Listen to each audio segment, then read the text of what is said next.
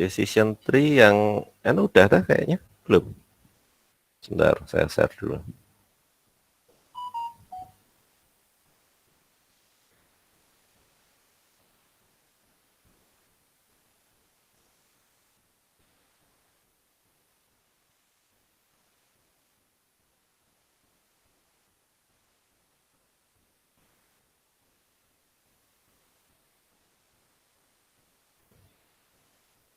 Yang ini sudah ya?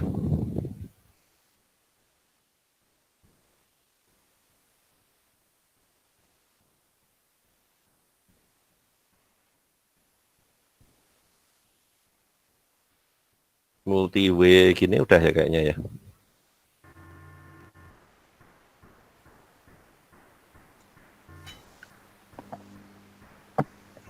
Yang ini belum kayaknya Pak Andi. Yang ini kemarin belum ya?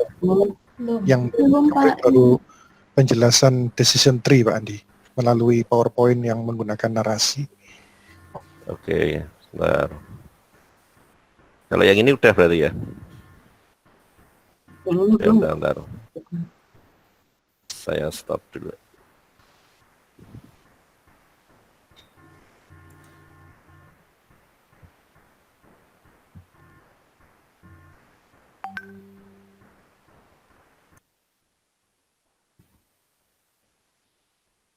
Kalau yang ini udah ya? Ini yang kemarin di-share Pak, ada narasinya. Materinya ya, tapi belum kuliahnya, penjelasannya belum. Oh, belum ya? Oke, tapi udah didengarkan ya? Sudah, Pak. Sudah, Pak.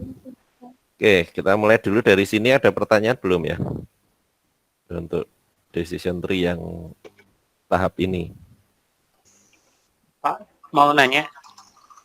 Ya. Itu metodenya apa ada klasifikasinya tertentu, Pak? Misalkan ketika kita mau memilih untuk menggunakan tree, misalkan itu kan ada langsung pria atau wanita, dan juga yang dia melalui dari usia dulu baru kuliah dulu. Nah itu apakah tergantung dari masing-masing personal atau gimana, Pak? Itu nanti akan kita tentukan dengan menghitung namanya nanti seberapa baik classifier-nya. Jadi pemilihan atribut itu nanti kita hitung. Ada nanti namanya Gini Index atau entropi atau nanti gen. Nah itu ada yaitu untuk kita hitung nanti di antara 3 tadi itu misalnya atau 4 atau 5 parameter atau variabel. Nah itu variabel mana yang memberikan nilai Gini yang paling bagus atau nilai jadi impurity mana yang dihasilkan itu yang memberikan hasil yang paling bagus. Nah ini yang kalau kemarin sudah sampai situ nanti yang hari ini akan kita bahas. Jadi bagaimana memilih di antara ada parameter banyak itu, maka parameter mana yang akan memberikan hasil yang terbaik. Nah itu nanti yang akan kita bahas hari ini.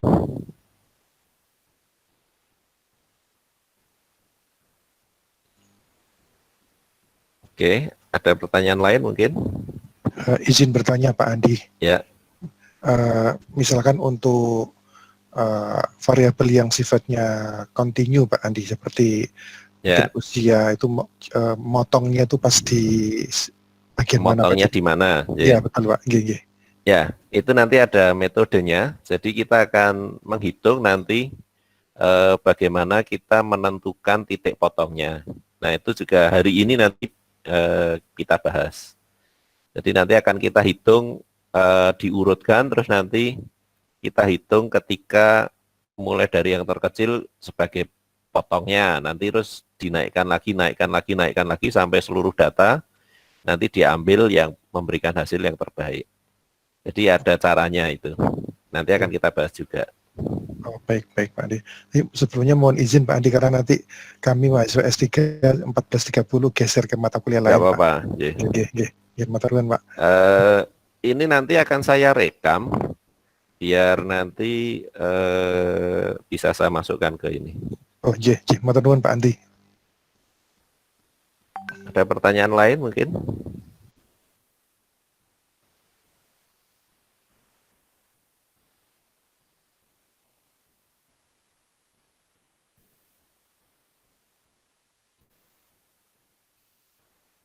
Sekarang ini saya hapusnya dulu. Ya.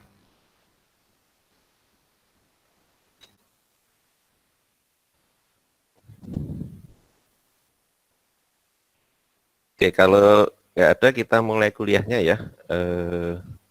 Berarti kita sampai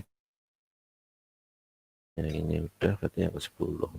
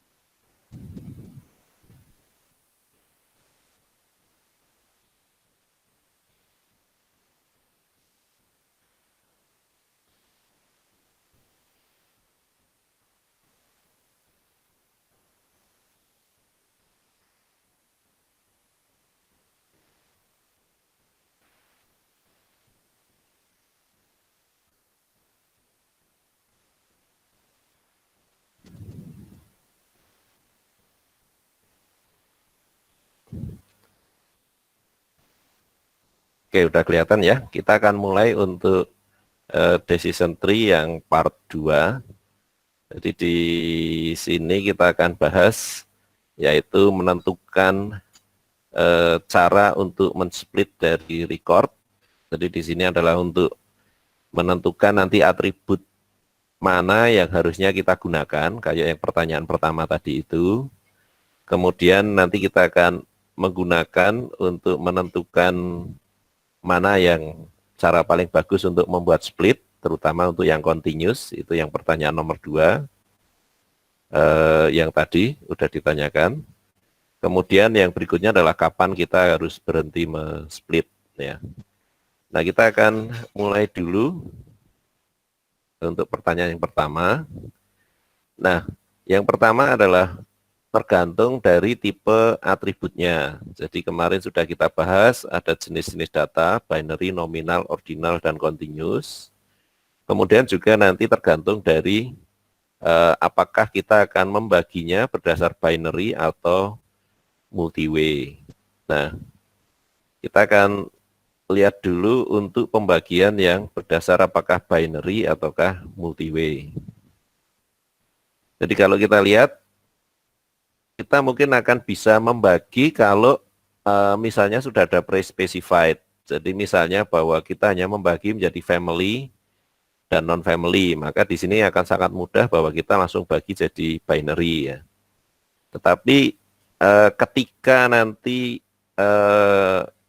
atributnya itu levelnya ada lebih dari 2, maka di sini kita mempunyai opsi apakah kita akan membagi berdasar binary atau multi-way. Nah, sebagai contoh seperti ini. Di sini misalnya kita punya ada family, sport, dan luxury. Jadi misalnya kita punya datanya, data yang sifatnya nominal ya. Di mana nominalnya kemudian kita punya ada beberapa opsi. Nah, di sini berarti kita bisa gunakan pendekatannya apakah kita mau dekati dengan multi-way. Jadi di sini misalnya kita punya 3 opsi, ada family, sport, sama luxury, kemudian masing-masing kita jadikan sebagai satu kelompok sendiri, atau nanti akan kita bagi menjadi binary, jadi 2 kelompok nanti akan kita jadikan satu. Nah, tentu saja kembali lagi, apakah kita lebih baik dipilah ataukah digabungkan, itu nanti akan kita lihat dari partitioning atau pembagian mana yang paling optimal. Nah, untuk menentukan apakah dia optimal atau enggak, tentu saja nanti akan kita hitung ya. Nanti akan kita kasih contoh cara menghitungnya. Tetapi di sini adalah contoh ketika dia nominal. Kemudian yang berikutnya adalah misalnya dia datanya sifatnya adalah ordinal. Kalau ordinal artinya berarti kita bisa mengurutkan. Nah, sehingga di sini kita urutkan. Nah, kemudian kita bisa memilih, yaitu misalnya kita urutkan kalau kita pakai multi-way.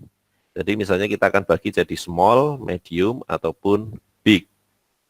Nah, di sini nggak masalah ya. Tapi ketika kita membuat binary split, jadi kita bagi menjadi 2 subset saja, maka kita harus menentukan pembagian mana yang paling bagus ya. Jadi misalnya kita bisa saja kita bagi small, kemudian yang di sini adalah medium dan big. Atau di sini big, tapi di sini small dan medium. Atau justru di sini medium dan di sini small dan big.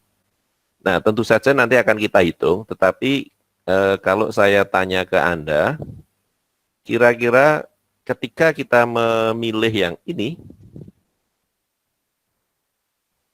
apakah Anda akan memilih yang A, yang B, atau yang C? Kira-kira Anda akan memilih yang mana? Ketika kita kasusnya adalah di Indonesia, ada pilihan mobil yang kecil, mobil yang sedang, dan mobil yang besar, artinya daya muatnya banyak. Kira-kira kalau kita membagi menjadi binary, Anda akan bagi klasifikasinya yang mana? Yang A atau B mungkin Pak. Kenapa? Karena kalau misalkan yang A, ini kan mobil yang medium sama big biasanya masih dalam satu kelas atau harga yang sama, betul Pak. Sementara yang small mungkin masuk mobil yang LCGC itu yang kecil-kecil itu Pak. Bayangannya seperti itu. Ya, sekarang kalau kita lihat orang yang membeli mobil pertama kali, kalau kita lihat opsinya biasanya membeli mobil yang tipe apa? Medium, Pak. Medium, Pak. Kenapa? Isinya banyak Pak. Ya, kalau menurut saya pembagiannya malah justru kalau orang membeli mobil pertama itu, kalau dia tipenya egois, yang penting anak, istri bisa masuk, biasanya dia beli yang small kan ya. Tapi ada juga tipe yang ketika membeli mobil pertama itu sudah memikirkan lebaran. Jadi kalau bisa nanti naik mobil itu kakek, nenek, sepupu, saudara, semuanya masuk ya kan. Sehingga kan akhirnya membeli yang daya tampungnya besar. Nah sementara kalau udah membeli mobil yang kedua, biasanya kemudian cari yang mungkin mobilnya besar tapi daya tampungnya juga nggak banyak gitu ya, bukan 7-seater gitu ya, tapi mungkin 4-seater tapi 5-seater tapi besar ya. Sehingga kembali lagi tentu saja kita akan tentukan nanti berdasar perhitungan. Tetapi kalau saya sendiri feeling saya adalah justru ke C. Karena apa? Karena tadi orang biasanya kalau beli mobil pertama biasanya opsinya sudah mikirkan ini yang penting daya muatnya besar walaupun pada akhirnya tidak pernah digunakan karena lebaran pada akhirnya juga nggak membawa banyak orang, atau justru membeli yang small karena mungkin lebih berpikir ya sudah dipakai kota-kota saja gitu ya. Nah, sehingga di sini sebenarnya ya opsinya tentu saja kita bisa berdebat cukup lama apakah A, B, C. Tetapi kembali lagi nanti kita akan menghitung berdasar berdasar ininya perhitungan secara objektif gitu ya. Nah, berikutnya adalah ketika kita punya continuous attribute, maka di sini kita bisa menghitung dengan multi-way, artinya dari yang sifatnya data itu continuous banyak gini, maka kemudian akan kita buat menjadi pembagian berdasar suatu interval. Jadi mungkin nanti akan kita bagi sekian sampai sekian berapa, sekian sampai sekian berapa, dan seterusnya. atau kita menggunakan binary, di mana kemudian kita akan menentukan suatu titik, yaitu ketika A lebih besar dari V atau A kurang, atau ya ini A kurang dari V atau A lebih besar atau sama dengan V. Sehingga di sini kemudian kita akan menentukan semua split value-nya itu di mana yang menghasilkan best cut. Sehingga di sini kata kuncinya adalah kita akan menentukan nilai V-nya berapa. Nah, itu adalah kalau kita punya continuous attribute. Nah, sekarang kita akan, ya ini untuk continuous attribute, mungkin kita akan memotong berdasar ketika kita binary, maka kita menentukan nilai V-nya atau nilai split value-nya berapa. Nanti akan kita tentukan caranya. Atau kemudian kita buat suatu interval, ya, sehingga kita bisa menentukan nanti di dalam suatu interval itu menjadi beberapa split value.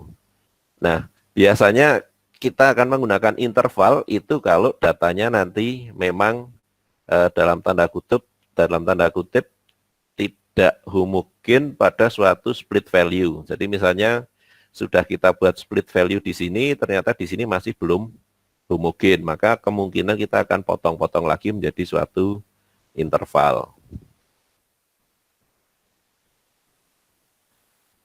Ya, berikutnya adalah kita akan menentukan yaitu best split-nya di mana.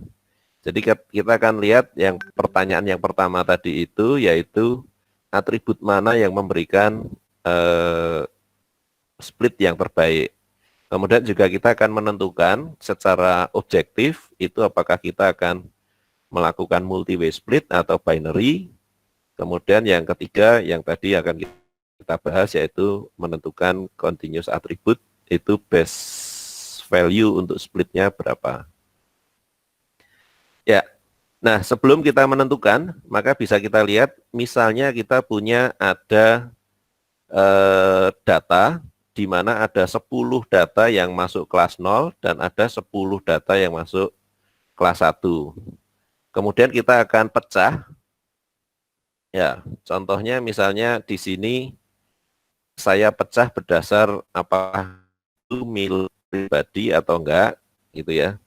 Kemudian kita dapatkan nilainya adalah seperti ini. Jadi ini kelas 1 dan di sini kelas 2-nya.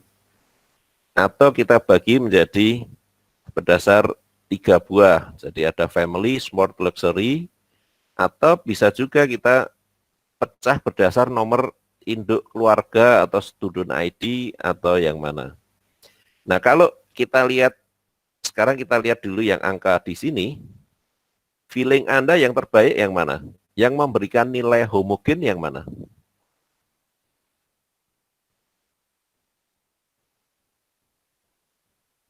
Kalau Anda lihat, Anda cek yang ini ya, yang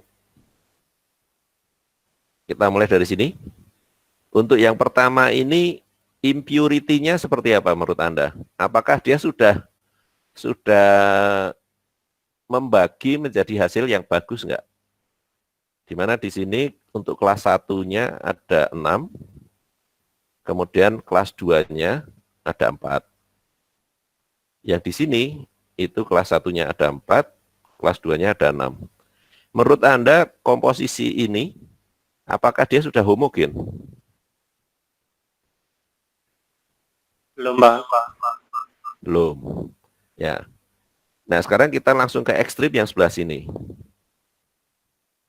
Untuk jawaban yang di sini, hasilnya sudah homogen belum? Sudah, Pak. Sudah. Cuman yang jadi masalah adalah kira-kira bermanfaat enggak? Jadi penduduk, ada 1000 penduduk, saya bagi berdasar nomor induk kependudukan. Ada manfaatnya enggak? Tidak, Pak. Tidak terlalu bermanfaat kayaknya, Pak. Ya, Ya, nggak ada setiap orang punya manfaatnya. satu, iya. Ya, karena apa? Masing-masing kelas hanya diisi oleh satu orang, ya. Satu. Nah, sehingga di sini menjadi kita mau mencari trade off antara yang ekstrim tidak homogen dengan yang ekstrim homogen. Nah, di antara itu nanti akan kita tentukan mana yang terbaik.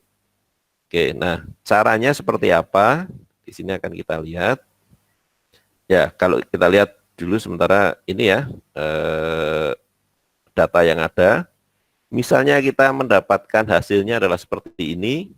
Di sini maka kita katakan dia adalah non-homogeneous dan impurity-nya dia tinggi. Artinya dia tidak pure ya, tidak artinya masih banyak noise-nya. Nah, kalau di sini dia sudah mempunyai homogen karena ada 9 dan di sini 1 dan kita katakan dia mempunyai low degree of impurity.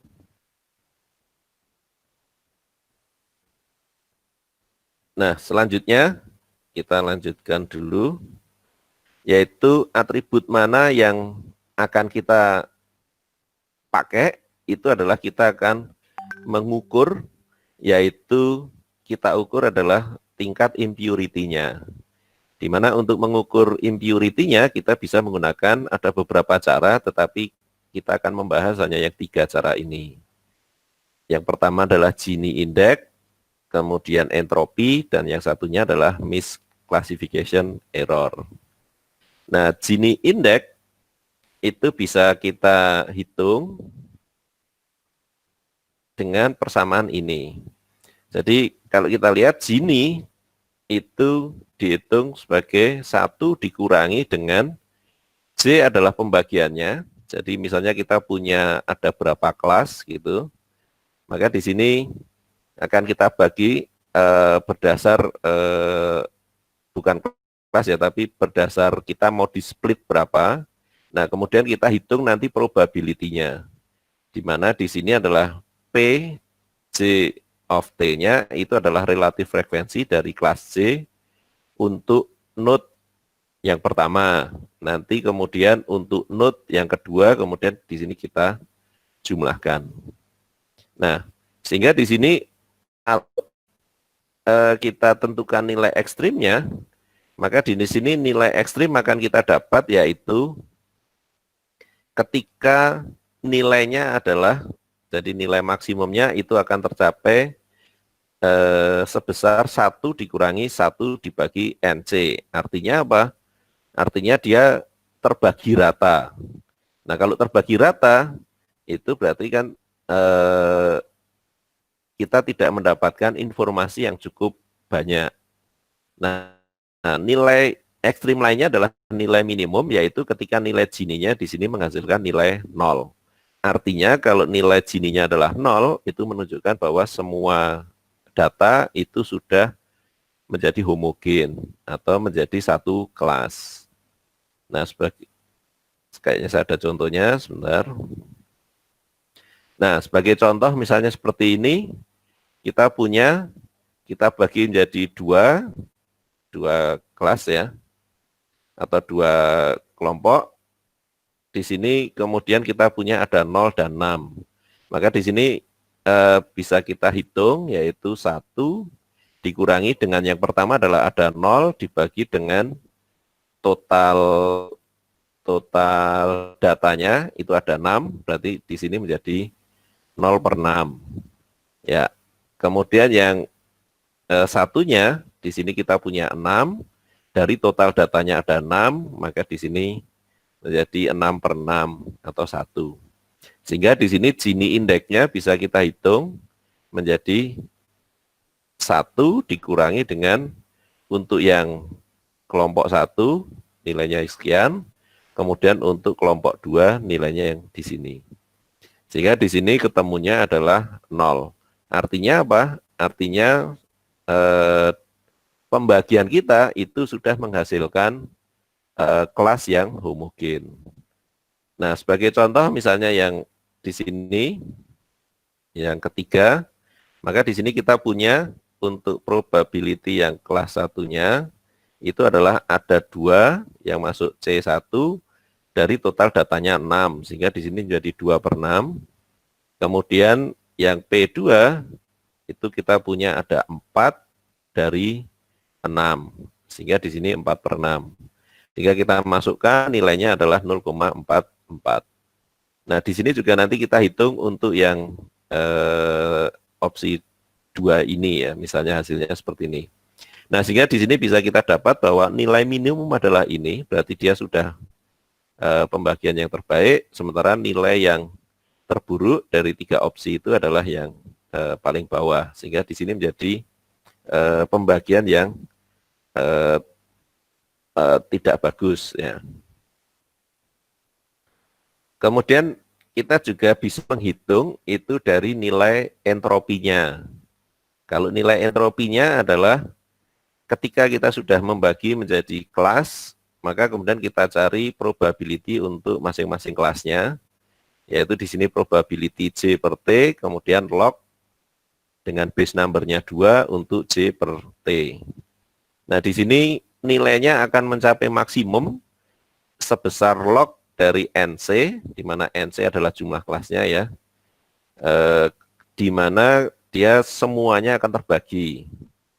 Dan dia akan mencapai nilai minimum 0 ketika semua sudah di dalam satu kelas. Sebagai contoh misalnya, seperti ini, maka di sini sama kayak tadi, di sini probabilitasnya bisa kita hitung 0 per 6 untuk yang kelas 1 dan kemudian 6 per 6 untuk kelas 2. Sehingga kita masukkan entropinya adalah minus, di sini pesannya minus, berarti yang pertama kita hitung dulu yaitu di sini 0 dikalikan dengan log dengan base number-nya 2 untuk nilai 0. Sehingga di sini adalah minus 0 log 0, kemudian ditambah dengan minus di sini 1, berarti di sini adalah minus 1 log base number 2, 1. Nah, sehingga ketemu nilainya adalah 0. Nah, demikian juga di sini kita hitung sama kayak tadi, 2 per 6, dan di sini adalah 4 per 6. Kemudian kita masukkan nilainya adalah 0,92. Nah, itu dengan menggunakan entropi. Error yang lebih simpel, yaitu bahwa di sini error itu dinyatakan sebagai 1 dikurangi maksimum probability yang muncul.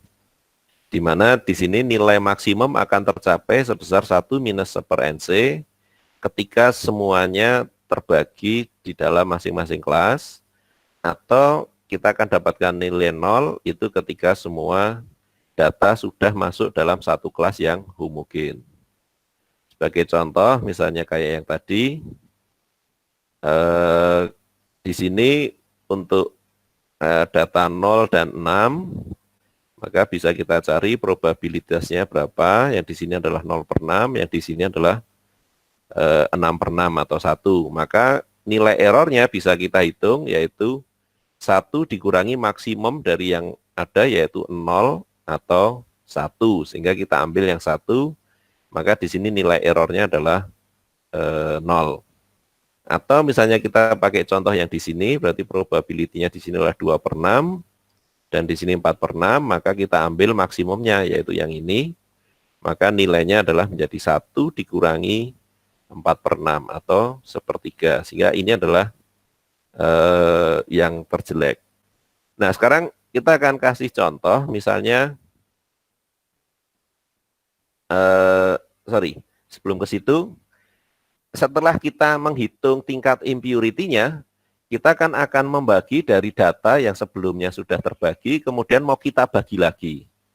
Nah, data yang sebelumnya, data awal, itu kita sebut sebagai parent, sementara data setelah kita bagi dengan mempertimbangkan pembagian yang baru, itu kita sebut sebagai children.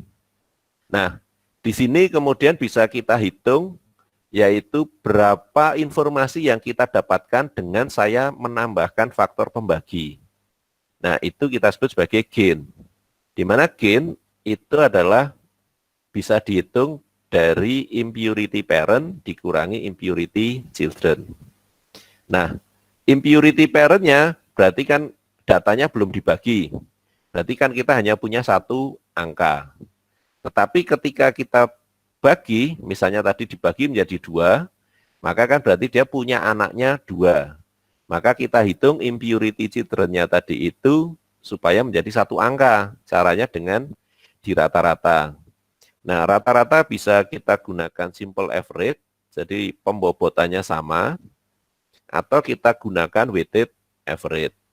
Nah, kalau weighted average itu adalah kita mempertimbangkan nanti untuk masing-masing anak tadi itu, jadi misalnya saya punya di sini ada parent-nya, kemudian dibagi menjadi 2 anak, kemudian di sini ada yang masuk kelasnya. Misalnya di sini yang masuk kelas 1 adalah 0, yang masuk kelas 2 adalah 2. Sementara yang di sini yang masuk kelas 1-nya ada 100 dan yang masuk kelas 2-nya taruhlah 2. Ya. Maka di sini kan kita punya ada anaknya 2 dengan di sini jumlah N-nya adalah 102 dan di sini adalah jumlah anaknya 2. Nah, ketika kita mau merata-ratakan, karena di sini nanti bisa kita hitung impurity-nya berapa, kemudian akan kita hitung rata-ratanya, maka di sini kalau kita menggunakan simple average, maka menjadi tidak fair, karena apa? Karena yang anak 1 itu datanya ada 100, sementara sehingga di sini ketika datanya itu jumlah antar anaknya itu berbeda jauh, maka kita harus menggunakan weighted average. Tapi kalau jumlah anaknya atau jumlah data yang ada di masing-masing anak itu kurang lebih sama, maka penggunaan simple average ataupun weighted average akan menghasilkan angka yang kurang lebih sama. Nah, sekarang kita akan coba kerjakan contoh.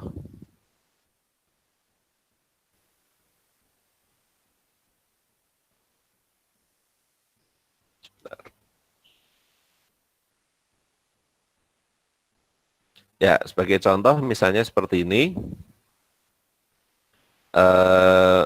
kita akan membagi, kita punya, yaitu ini adalah kesatuan datanya dulu, berarti kan kita punya ini adalah parent-nya di sini, ketika data tidak dibagi.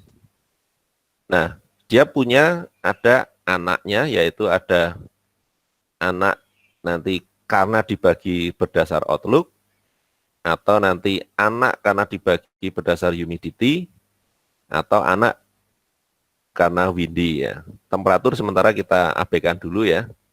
Saya akan memberi contoh aja untuk yang ini, untuk yang kita anggap sebagai nominal gitu ya. Jadi misalnya di sini humidity itu misalnya kita nanti akan ada caranya, tapi sementara dulu itu saya menentukan bahwa nilai cutting-nya itu adalah kalau dia 80. Artinya kalau di bawah 80 maka dia low, tapi kalau 80 ke atas dia sebagai high. Nah, sekarang pertanyaannya, saya mau membagi berdasar outlook, berdasar humidity, atau berdasar windy. Nah, sekarang akan kita lihat dulu. Langkah pertama adalah kita harus menghitung impurity dari parent. Jadi parent-nya di sini mau kita hitung impurity-nya. Nah, kalau kita lihat di sini untuk parent,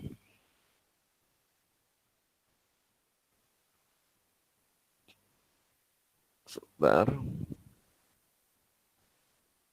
kita punya datanya, itu ada ya dibagi menjadi 2 kelas, ya kan? Kita punya data ada 1, 2, 3, 4, 5, 6, 7, 8, 9, 10, 11, 12, 13, 14, ada 14. Yang play kita punya ada 1, 2, 3, 4, 5, 6, 7, 8, 9. Maka di sini kita punya yang play ada 9 dan yang downplay ada 5. Maka selanjutnya kemudian kita akan menghitung. Nah, Anda bisa milih pakai Gini atau pakai entropi atau pakai error. Nah, kita akan coba dulu menghitung untuk parent-nya. Nah, di sini kita punya tadi ya, di sini ada 5, kemudian di sini ada 9. Maka kalau kita hitung berdasar Gini, maka di sini menjadi 5/14, ya, yang di sini 9/14. Ketemunya Gininya adalah 0,459. Nah, entropi dengan cara yang sama tadi kita masukkan, ketemunya adalah 0,940, dan error di antara 5/9 dan 9/14 kita ambil yang terbesar sekian, maka errornya adalah sekian. Nah, artinya yang kita hitung ini, ada 3 ini, itu adalah impurity untuk parent. Artinya kalau data itu saya biarkan saja, maka kita dapatkan hasil seperti ini. Nah, selanjutnya adalah bagaimana kalau data yang 14 tadi itu saya klasifikasikan lagi. Nah, misalnya sekarang saya klasifikasikan berdasar outlook. Maka di situ kan terbagi ada overcast, ada rain, dan ada sunny. Dan ternyata yang overcast itu semuanya di sini ada 4 data dan semuanya play. Dan yang rain adalah ada 2 down, 3 play, dan sunny ada 3 down, 2 play. Kemudian kita juga bisa, misalnya saya bagi berdasar windy. Di sini saya dapatkan down-nya 3, play-nya 3, dan yang false di sini 2, di sini ada 6. Kemudian yang humidity di sini ada dibagi jadi high dan low. Yang high ada 4, yang down, dan yang di sini ada 6, di sini ada 1, dan di sini ada 3. Nah, pertanyaannya tentu saja kemudian mana yang harus kita pilih antara outlook, windy, sama humidity. Nah, untuk menghitungnya maka kita akan mencari gain-nya. Jadi berapa informasi yang saya dapatkan kalau saya dapatkan dari parent atau dari anak dikurangi dengan sebelum dia dibagi atau ketika dia masih jadi parent. Nah, sehingga ya, langkah pertama adalah kita hitung untuk masing-masing ini adalah tingkat impurity-nya. Nah, misalnya sekarang ini yang tadi ya. Jadi di sini kalau saya membagi berdasar outlook, saya bisa hitung Gini-nya. Di sini ketika saya membagi outlook, maka di sini kan ada overcast, ada rain, dan sunny, dan tadi hasilnya adalah seperti ini ya. Down-nya ada 0, kemudian rain-nya di sini ada down-nya 2 dan play-nya 3, dan di sini sunny ada 3 dan 2. Maka di sini akan kita hitung nilai impurity-nya untuk masing-masing anak di sini. Yaitu ketika dia overcast, maka di sini kalau saya menggunakan Gini berarti di sini ada 0/4 ya kan dari sini. Kemudian yang satunya adalah 4/4 karena 4 dibagi totalnya 4. Maka ketemu nilai Gini-nya adalah 0. Kemudian kita hitung anaknya satu lagi yaitu rain. Di sini total data ada 5 dan yang play ada 2, yang down ada 2, yang play ada 3. Maka dimasukkan di sini ada 2/5 dan di sini 3/5. Ketemunya adalah sekian. Kemudian kita hitung untuk yang sunny. Di sini ada 3 dan 2. Maka di sini yang down-nya 3 dengan jumlah datanya 5 dan yang play ada 2, jumlah total datanya 5. Ketemunya sekian. Nah, secara umum sebenarnya kita bisa langsung rata-ratakan. Kalau rata-ratakan berarti apa? Berarti ya nilai ini kita jumlah terus kita bagi 3. Kita menggunakan simple average. Tetapi karena apa? Karena jumlah datanya sebenarnya hampir sama. Karena di sini ada 4, kemudian di sini 5, di sini 5. Sehingga biasanya tidak akan terlalu berbeda jauh. Kalau kita jumlahkan kan ini menjadi 9,6 ya. 9,6 kalau dibagi 3, 0,96. Kalau kita bagi 3 kan hanya menjadi 0,32 gitu ya. Tapi karena ini sebagai contoh, misalnya sekarang saya menggunakan rata-ratanya, itu adalah menggunakan rata-rata yang berdasar pembobotan atau weighted average. Maka di sini kita harus memasukkan jumlah datanya. Yang pertama adalah untuk yang overcast, di sini nilainya 4, tetapi dia jumlah datanya 4. Dari total, yaitu total datanya di sini, itu ada 14. Maka di sini kita masukkan faktor pembobotnya adalah 4/14 dikalikan nilai Gini overcast-nya, 0. Kemudian Gini rain, kita hitung, jumlah datanya ada 5, ya kan, di sini 2 dan 3. Dari total data yang ada yaitu ada 14. Maka di sini kita tuliskan bobotnya adalah 5/14 dikalikan dengan Gininya, di sini nilainya 0,48. Nah, demikian juga yang ini sama.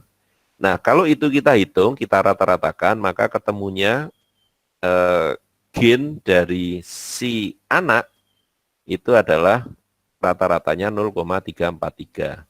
Nah, kemudian kita akan hitung gainnya kalau dari orang tua kemudian kita turunkan ke anak, itu kita dapatkan berapa. Nah, di sini tadi sudah kita hitung untuk yang parent, yang tadi perhitungan itu kan Gininya adalah 0,459, sementara untuk anaknya rata-rata dari 3 anak tadi itu ada 0,343. Sehingga di sini kalau saya membagi lagi atau saya tambahkan split lagi dari yang parent di sini, saya tambahkan satu level split lagi, maka saya dapatkan gainnya adalah 0,116. Nah, dengan cara yang sama kita akan menggunakan untuk atau menghitung, kalau ini tadi kita menghitung untuk outlook, maka selanjutnya akan kita pakai untuk menghitung yang tadi berdasar humidity atau berdasar windy. Nah, kita lihat sekarang. Ya, ini sama hitungannya, tapi kalau kita menggunakan nilai entropi ya, jadi pakai log gini ya.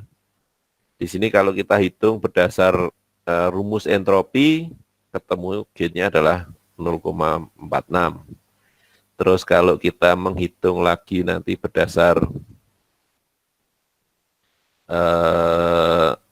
ya, kalau kita sebentar, saya balik lagi dulu aja.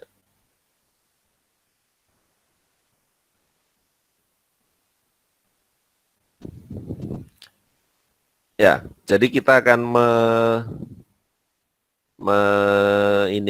menghitung sekarang entropinya. Sebentar ya, kita balik dulu ke sana.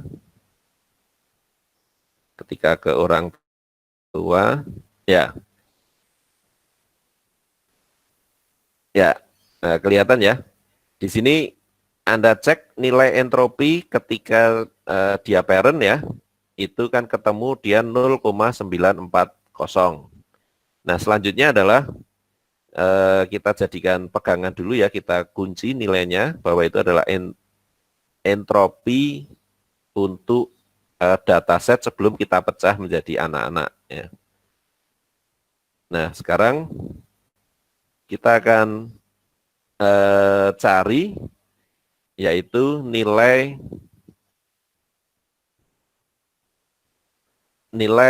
entropi untuk masing-masing pembagian. Jadi kalau kita lihat misalnya sekarang tadi kan entropi parentnya 0,940 ya, tadi di sini ya, tadi kita hitung tadi di depan. Kemudian kalau kita membagi data tadi berdasar outlook, maka kemudian bisa kita hitung nilai entropinya untuk overcast-nya. Jadi masuk persamaan ini jadi 0. Kemudian kalau dia rain, kita masukkan ya di sini 2/5 dan 3/5. Ketemunya adalah 0,971 ya kan. Di sini 2/5 dan di sini 3/5 kita masukkan. Kemudian juga untuk yang sunny. Jadi di sini 3/5 dan 2/5. Ketemunya nilainya sekian. Kemudian sama kayak tadi kita ambil rata-ratanya. Di sini pakai rata-rata pembobotan, ketemu dia adalah nilainya 0,694. Nah, selanjutnya adalah kita hitung gainnya, yaitu dari entropi parent. Jadi ini entropi parentnya dikurangi dengan entropi children-nya. Nah, sehingga di sini adalah 0,940 dikurangi 0,694. Ketemunya adalah 0,264. Nah, selanjutnya kemudian kita lihat ketika kita mau membagi tidak berdasar outlook, tapi kita mau membagi taruhlah berdasar windy. Ketika kita membagi berdasar windy, maka di sini hasilnya adalah ada true sama false, dan yang untuk true itu ternyata terbagi, yang down-nya ada 3, play-nya ada 3, sementara untuk yang false itu adalah ada 2 yang down dan ada 6 yang play. Maka selanjutnya adalah kita hitung entropi. Pertama entropi untuk true, berarti dia di sini adalah 3/6, dan yang satunya juga 3/6. Kemudian untuk yang false, berarti di sini ada 2/8 sama satunya 6/8. Maka di sini kita tuliskan 2/8 dan 6/8. Kemudian sama kita cari rata-ratanya. Di sini berarti ada 6 dibagi dengan total datanya 14. Kemudian nilai entropinya 1 di sini. Kemudian kita hitung untuk yang false. Di sini ada 8 dari 14 data total dan nilainya adalah 0,81. Sehingga ketemu entropi untuk children-nya adalah sekian. Sehingga kemudian gain-nya, informasi yang kita dapat, itu adalah ini yang parent-nya tadi, entropi parent-nya 0,940, dikurangi dengan rata-rata entropi children-nya, ketemunya 0,048. Nah, selanjutnya misalnya kita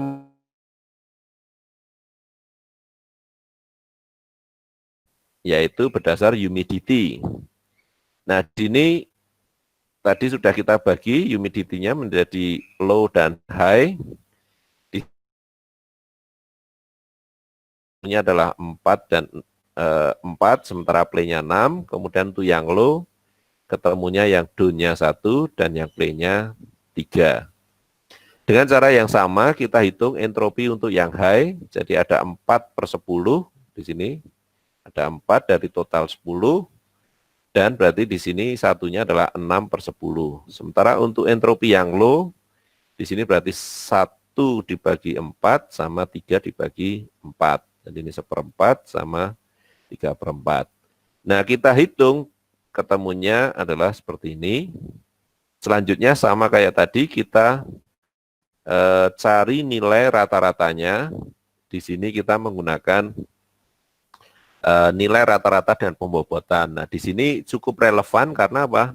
Karena jumlah datanya tidak imbang. Yang di sini 10, sementara yang di sini ada 4. Sehingga kita gunakan pembobotan dengan rata-rata tetapi dengan pembobotan.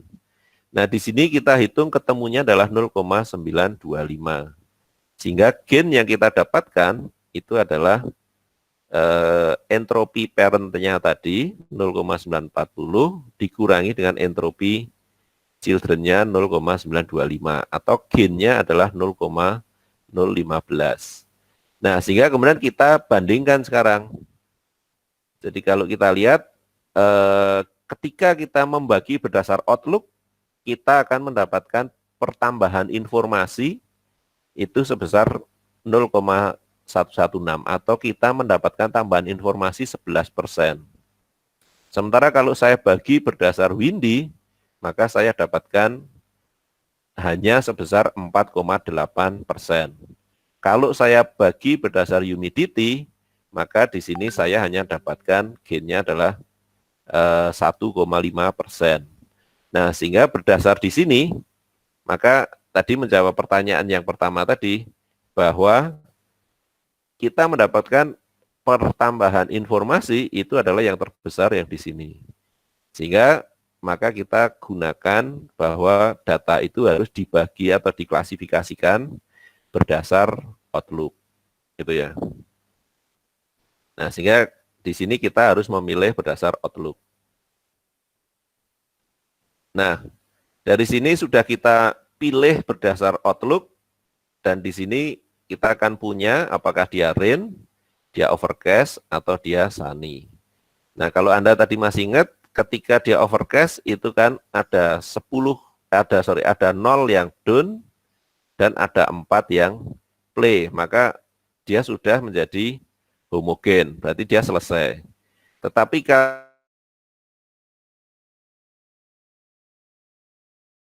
mau membagi berdasar humidity atau berdasar windy. Nah, di sini juga sama lagi, maka akan kita hitung berapa gain information-nya yang kita dapatkan kalau saya membagi berdasar humidity dan kalau saya berdasar windy. Di sini juga sama, ketika dia sunny, datanya belum homogen, maka kemudian ditanyakan lagi apakah saya akan menghitung berdasar humidity atau windy, dan kemudian kita hitung lagi.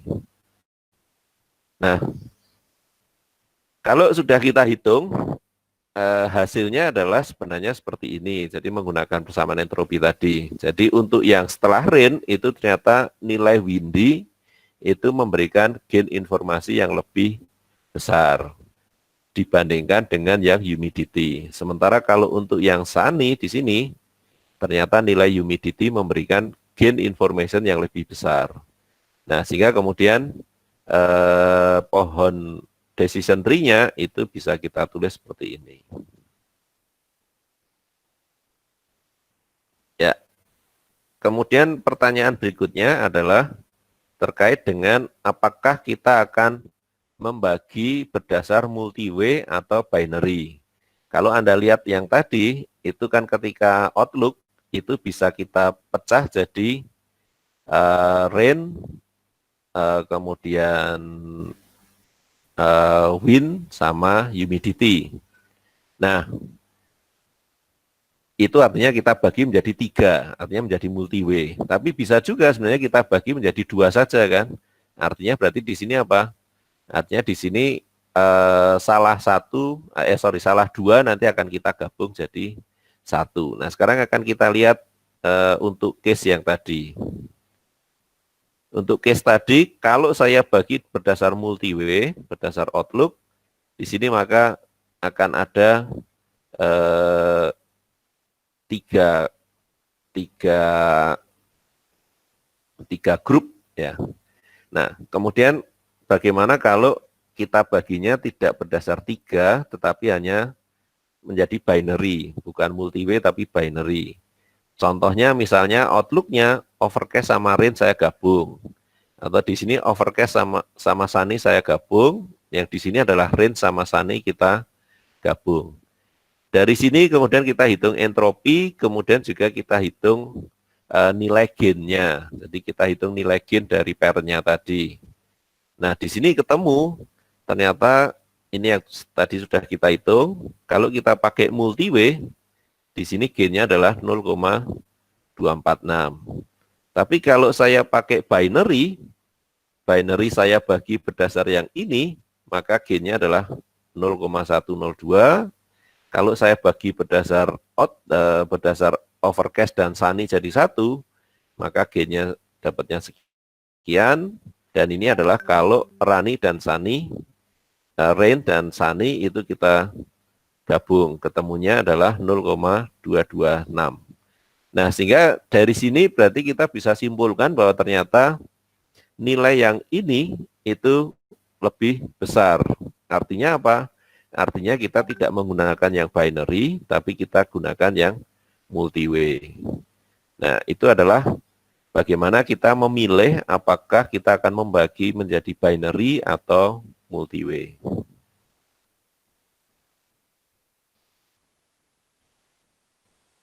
Ya,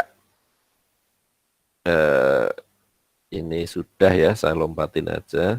Oh ya, misalnya sekarang dari data ini ternyata ada data tambahan, yaitu data ID code, di mana kemudian ID code tadi itu kita tuliskan mulai dari A sampai ke N.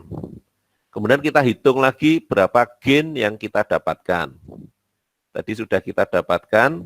Nah, sekarang ketika dia beranak pinak tapi kita klasifikasikan berdasar ID code, maka di sini karena kita punya 14 data, ada 14 data, maka otomatis data akan kita bagi menjadi 14 misalnya.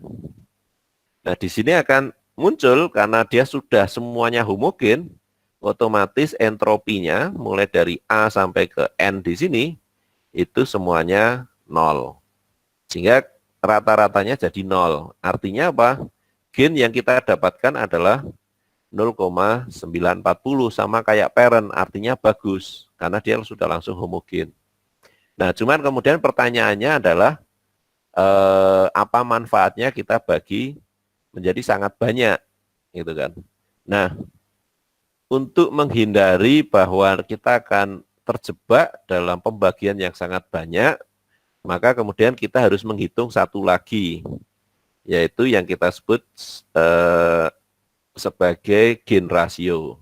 Jadi gain ratio itu digunakan ketika bahwa atributnya itu mempunyai nilai yang sangat banyak, dan di sini yang kita takutkan itu adalah kemungkinan terjadinya overfit.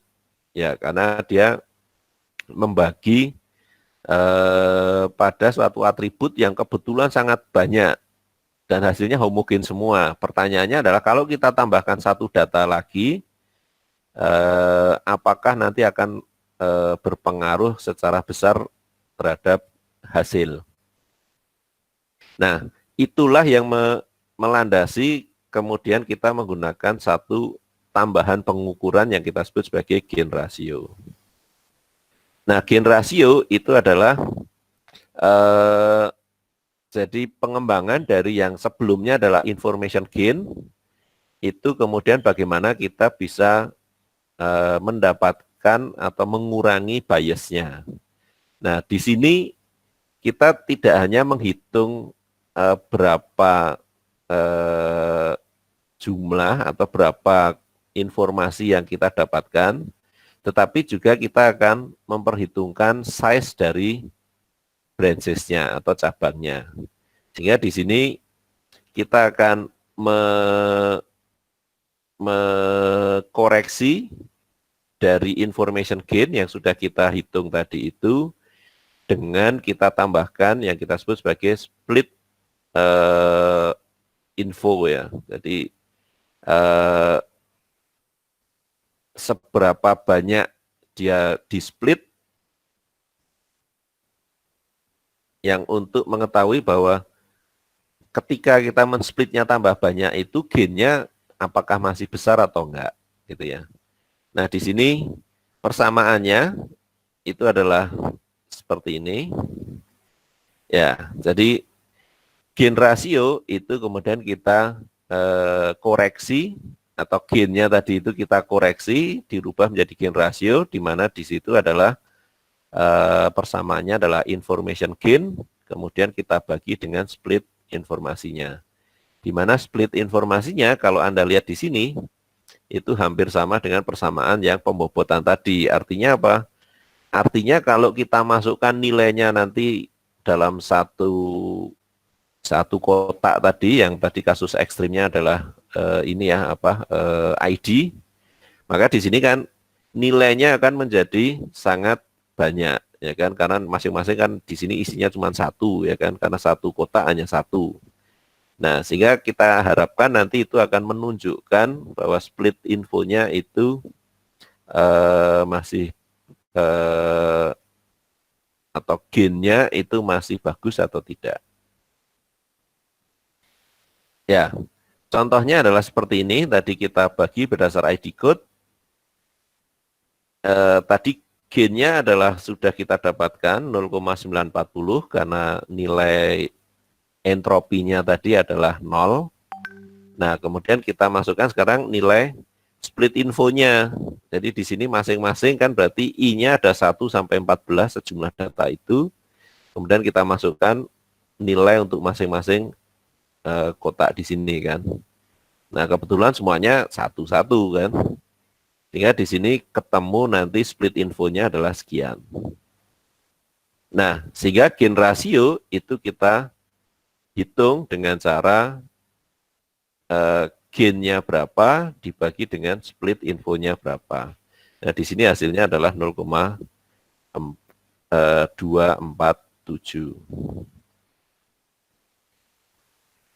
Ya, kita juga bisa menghitung contoh yang di sini ya, misalnya kita bagi di sini kan menjadi 3, berarti di sini nilainya adalah J-nya 1 sampai 3. Kemudian kita hitung split infonya, kita masukkan di sini ada 4/11, 5/11 dan 5/11 tadi. Ketemu nilainya adalah sekian. Sementara tadi dari nilai gain-nya itu sudah kita dapatkan tadi adalah 0,246. Sehingga ini kita masukkan di sini, hasilnya adalah 0,156. Nah, sayangnya untuk kasus ini, artinya untuk data set kita yang jumlahnya 14 tadi itu kurang bagus ya. Jadi kalau kita lihat summary-nya, ketika kita bagi berdasar Outlook, itu adalah kita dapatkan gain-nya sekian dan gain rasionya 1,56. Yang di sini adalah gain-nya kalau berdasar temperatur sekian, kalau berdasar humidity sekian, kalau berdasar windy sekian.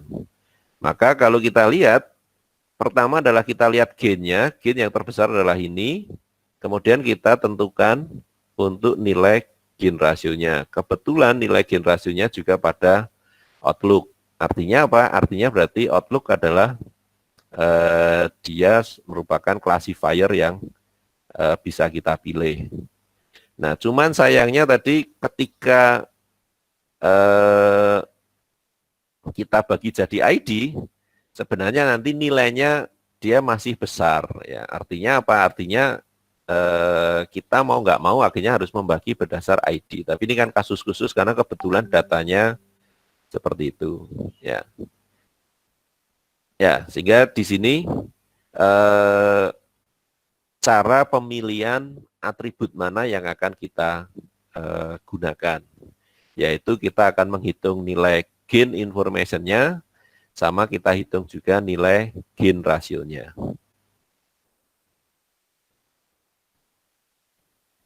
Ya, nah berikutnya adalah ketika kita mempunyai nilainya adalah continuous. Kayak tadi adalah ada temperatur sama ada humidity. Maka kemudian caranya men-split seperti apa?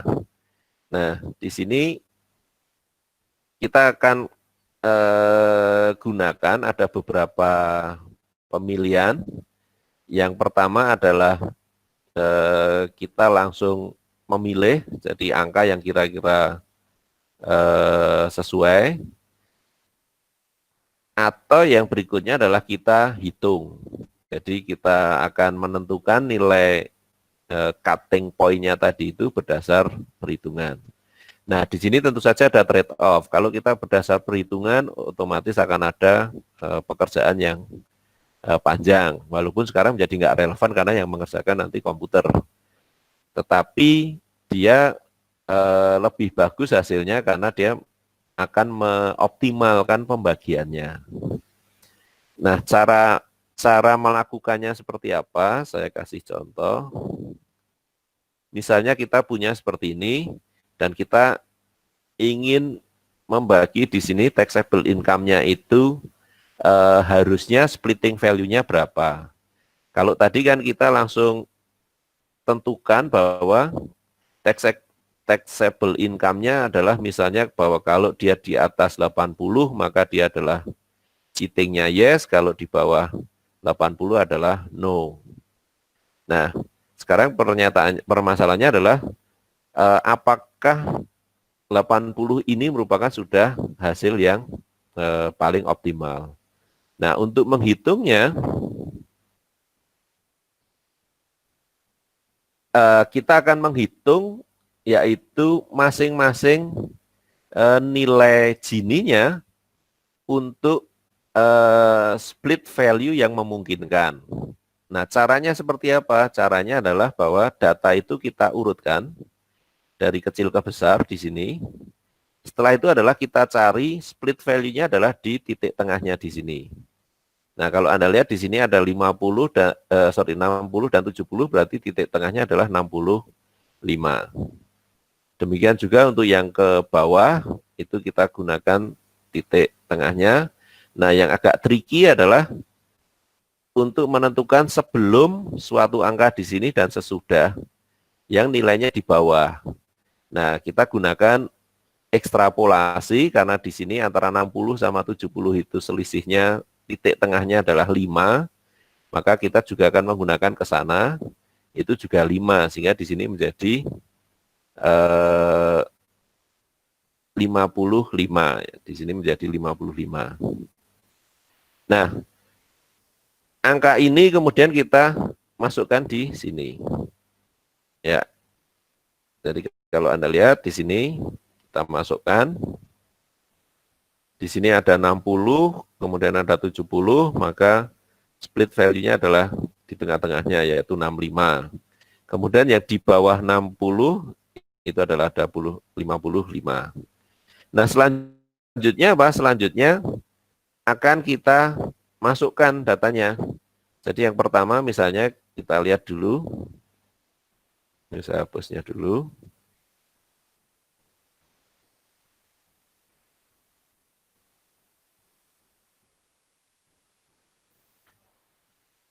Misalnya kita gunakan dulu untuk yang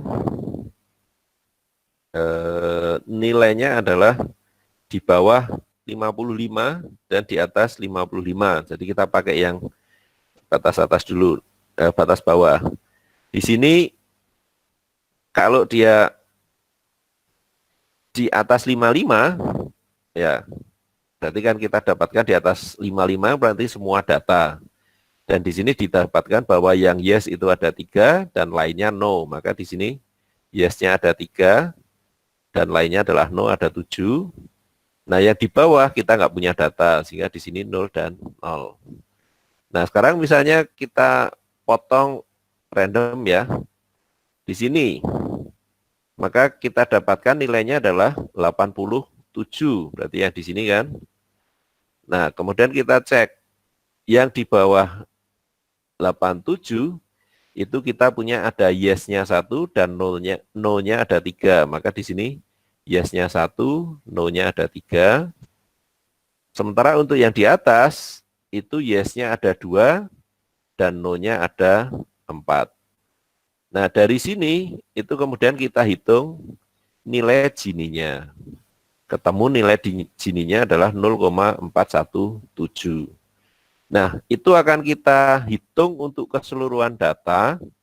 Nah, selanjutnya adalah dari nilai Gini ini yang sudah kita dapatkan, kemudian kita pilih data yang paling kecil. Atau Gini yang paling kecil, yaitu di sini ketemunya 0,300. Nah, sehingga di sini kita dapatkan bahwa seharusnya splitting value-nya adalah 95. Sehingga di sini 97. Sehingga di sini nilai atau data kita itu paling bagus adalah kalau datanya dibagi berdasar nilai splitting value-nya, yaitu dia berada di 97 atau kita bagi di sini. Sehingga di sini adalah menjadi yang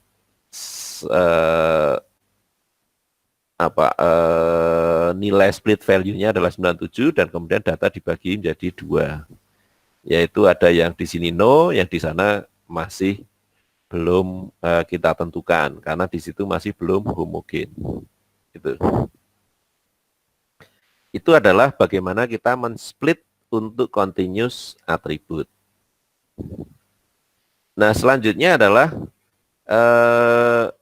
menentukan kapan untuk berhenti splitting. Ya, jadi kalau kita lanjutkan terus, itu kan secara logika atau secara nature itu akan kita selalu bagi terus sampai akhirnya dia semuanya menjadi homogen.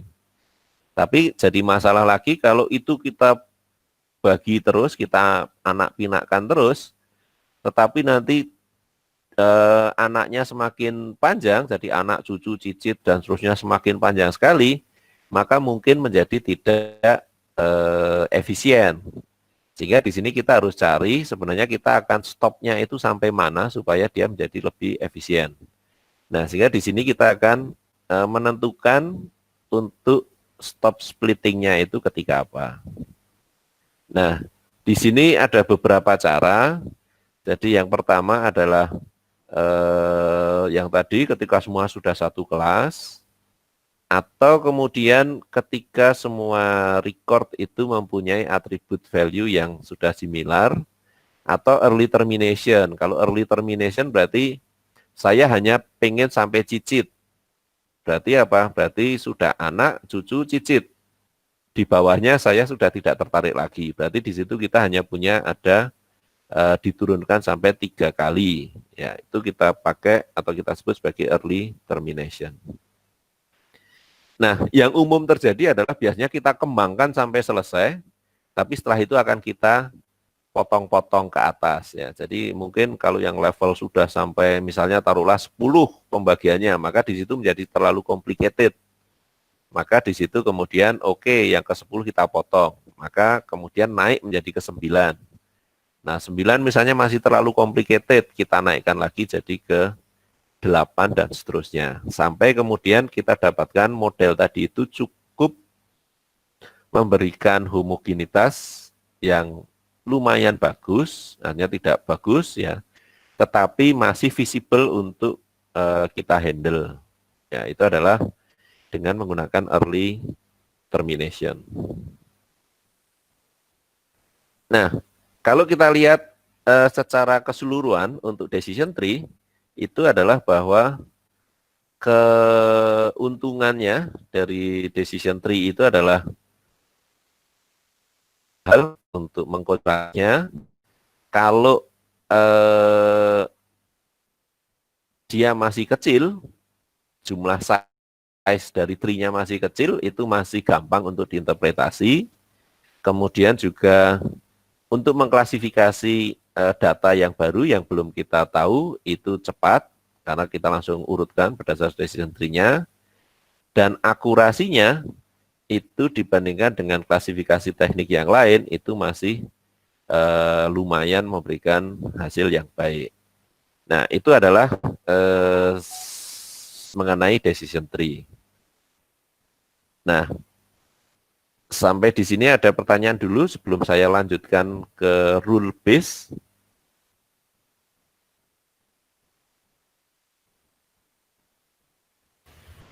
Saya Pak Wahyu ingin bertanya Pak. Ya. Yang masalah kan tadi dari 4 itu dipilih outlook kan berdasarkan gen dan gen rasio karena Ya.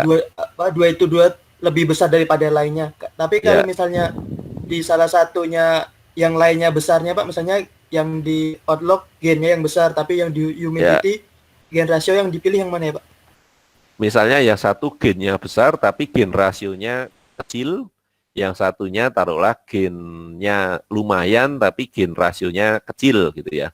Nah, kita biasanya akan menggunakan yang gen rasionya itu yang bagus. Karena apa? Karena kalau gen tadi itu ketika kasusnya nanti dibaginya menjadi sangat banyak, maka dia pasti gennya besar. Tetapi gen rasionya biasanya akan kecil. Nah, sehingga di sini biasanya kita akan lebih mementingkan kepada gen rasio dibandingkan gen. Karena gen itu paling gampang adalah kalau kita bagi dengan pembaginya banyak sekali, pasti itu gennya besar.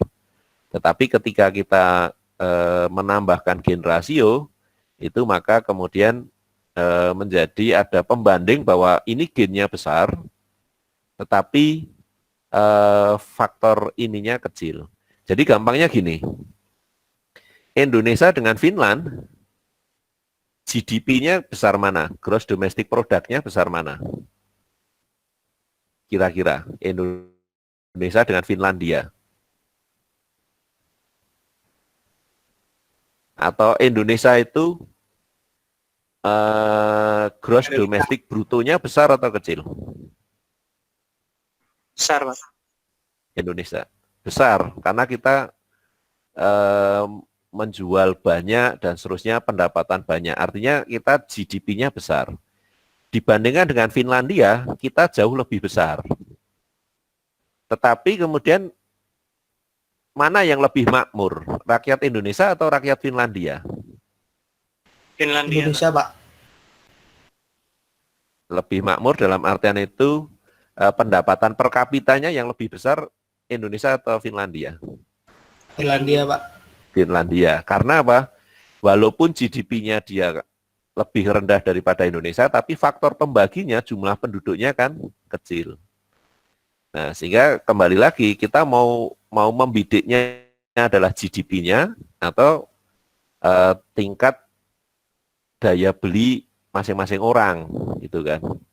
Nah, di situ menjadi pertimbangan. Nah, sehingga biasanya kita akan lebih fokus pada gain rasio dibandingkan dengan gain. Karena tadi kayak hampir sama kayak yang saya jelaskan, GDP bisa saja besar, tapi kalau penduduknya besar, ya jadinya tidak makmur kan. Jadi kayak ada orang penghasilannya taruhlah 10 juta, tapi keluarganya ada 20, dibandingkan dengan single yang penghasilannya 2 juta.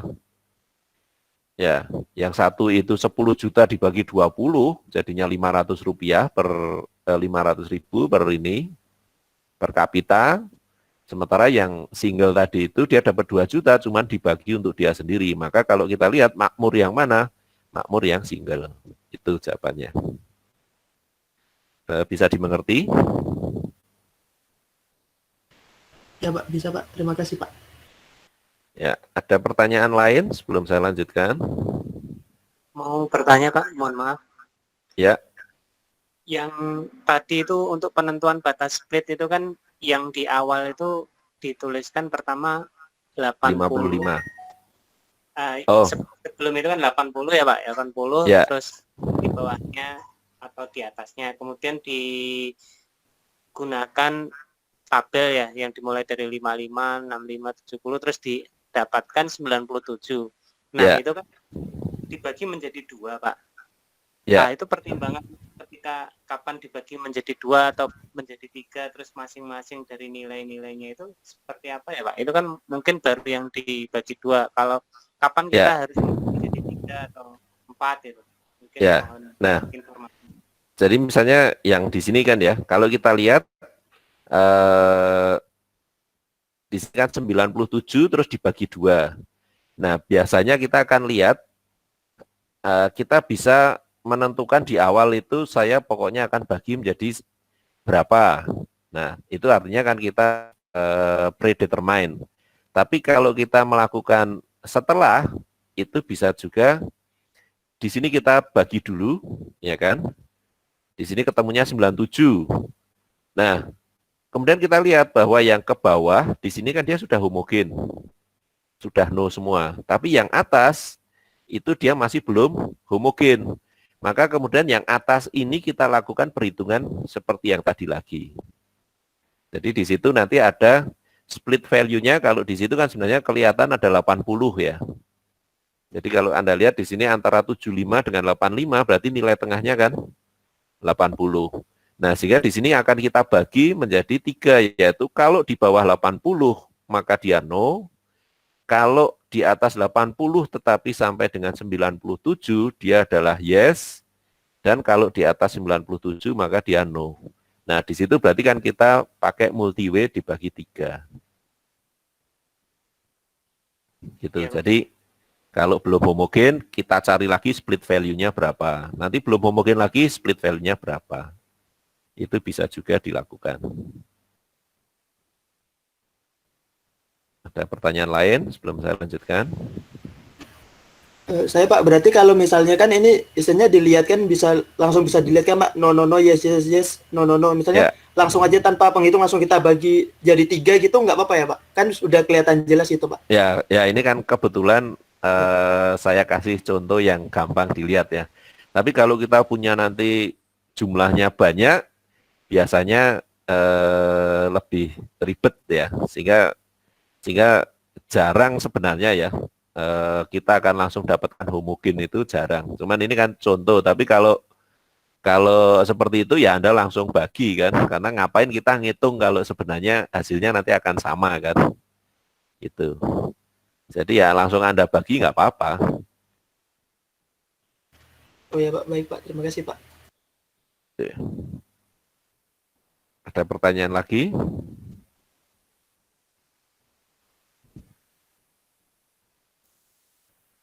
Kalau tidak ada, kita akan lanjutkan, yaitu dengan menggunakan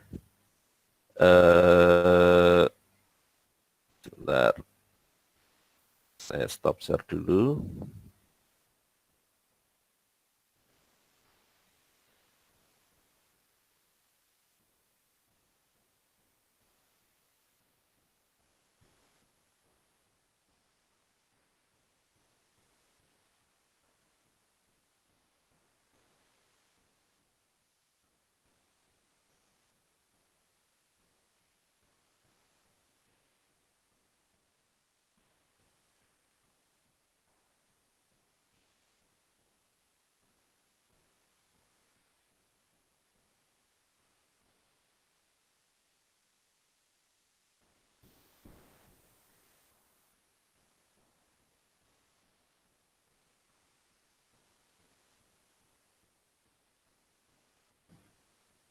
Sebentar, komputer saya agak lambat.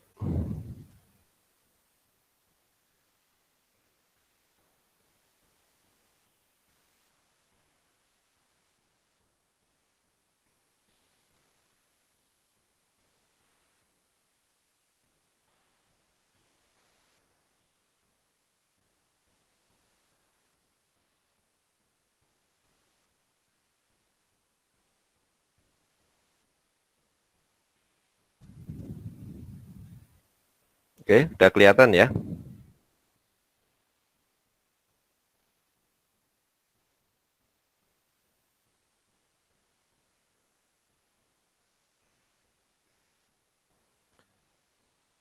Oke, kalau udah kelihatan, saya mulai. Udah, Pak. Yaitu kita akan bahas mengenai rule based classifier ya. Ini sekalian saya record.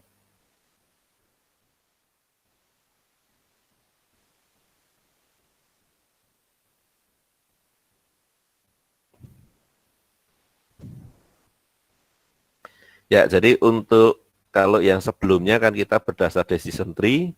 Nah, berikutnya adalah kita akan menggunakan yaitu dengan rule based classifier. Nah, rule based classifier ini yang kemudian banyak berkembang karena apa? Karena ketika ditranslate menjadi bahasa pemrograman itu menjadi lebih mudah karena kita akan mengklasifikasikannya berdasar aturan if then ya. Jadi kita menggunakan logic sebagai dasar untuk pembagiannya. Nah, jadi di sini kita akan mengklasifikasi rekor tadi itu dengan sekumpulan aturan. Jika seperti ini maka bla bla bla bla bla. Nah, dari sekumpulan rule tadi itu kemudian yang akan kita gabungkan menjadi suatu normal form. Sehingga di sini adalah bahwa sekumpulan rule-nya tadi itu atau rule set-nya tadi itu merupakan gabungan dari beberapa rule yang di atas di sini. Sehingga kita akan mengklasifikasi data tadi itu berdasar hal seperti ini. Ya, nah biasanya rule-nya sendiri akan kita tulis sebagai yaitu di left hand side-nya itu adalah antecedent atau kondisinya, kemudian di right hand side-nya adalah konsekuensinya. Sehingga kita akan tuliskan bila X maka Y. Sehingga di sini akan kita bagi nanti dari data-data set tadi itu berdasar sekumpulan aturan yang ada di sini. Jadi misalnya sebagai contoh, misalnya classification rule-nya adalah bila blood type-nya adalah worm dan dia bertelur, maka dia adalah burung. Atau kalau yang contoh tadi misalnya taxable income-nya kurang dari 50 dan refund-nya yes, maka dia tidak cheating. Nah, gambarannya adalah seperti ini. Misalnya saya punya satu set data seperti ini, dan saya ingin membagi A dan B, maka di sini caranya seperti apa? Kira-kira? Maka kita harus bikin aturannya dulu kan, yaitu aturan pertama bisa jadi apa? Kalau nilai X itu adalah di bawah nilai tertentu, maka dia B. Kalau nilai di atas ini, maka dia A. Tetapi ternyata kita lihat bahwa yang di atas X, yang di sini, ternyata dia belum homogen. Berarti harus kita tambahkan rule baru. Rule barunya apa? Misalnya Y. Jadi kalau nilai Y-nya dia di atas sekian, maka dia A. Kalau di bawah sekian, maka dia B. Tapi ternyata rule kita sudah punya dua rule, ternyata di daerah sini itu belum homogen. Maka mungkin perlu kita tambahkan data lagi. Kalau di atas X sekian, maka dia A. Kalau di bawah ini, maka dia B. Tapi yang di sini ternyata belum homogen lagi, maka kemudian kita buat rule tambahan lagi. Dan ternyata belum homogen lagi, maka kita buat hukum tambahan lagi. Nah, prinsipnya sebenarnya adalah seperti dalam perundang-undangan atau dalam dalam bernegara ya. Kalau di Indonesia, aturan tertinggi apa? Ada yang tahu? Pembukaan UUD. UUD. Ya. Pembukaan Pancasila atau pembukaan UUD? Ya, nanti akan kita lihat ya, saya agak lupa. Tetapi setahu saya Pancasila, terus pembukaan UUD, setelah itu Undang-Undang Dasar, setelah itu jadi Undang-Undang. Nah, prinsipnya sama. Jadi secara umum aturan besarnya adalah yang mengatur keseluruhan. Nanti kalau sudah diatur besar masih belum, maka kemudian kita buat aturan tambahan. Kalau belum, aturan tambahan. Suatu negara itu semakin banyak aturan, itu semakin bagus atau semakin jelek?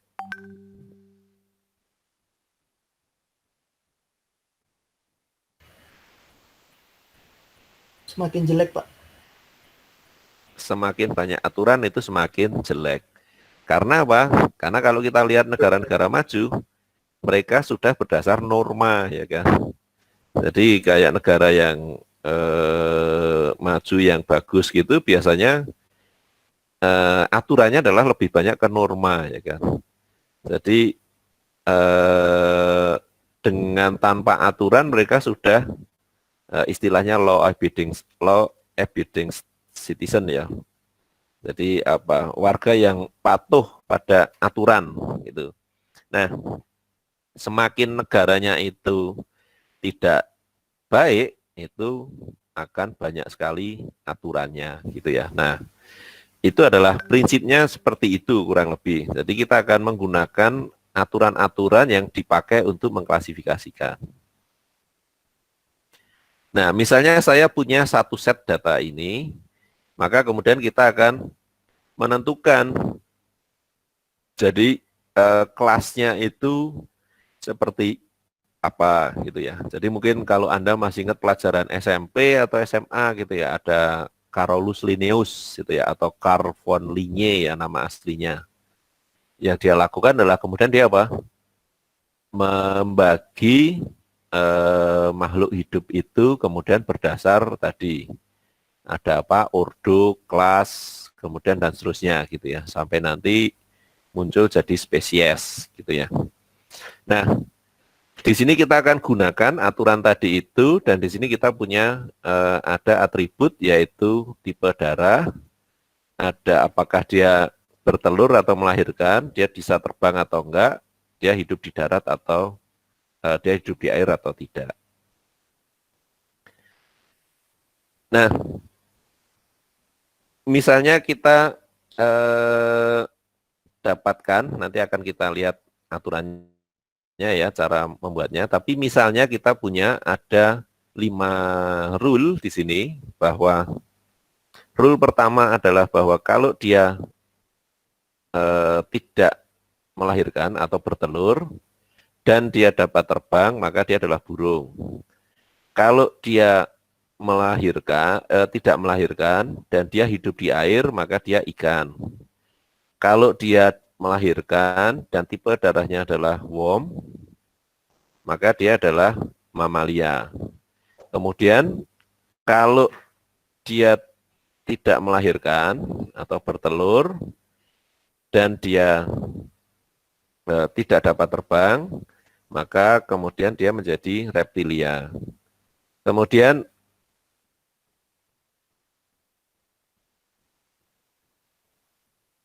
kalau dia terkadang hidup di air, maka dia adalah amfibi.